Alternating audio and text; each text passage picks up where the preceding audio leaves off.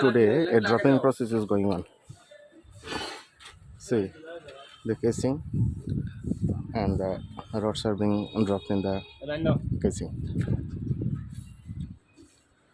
See, now the welding will be done for the joints of the rod.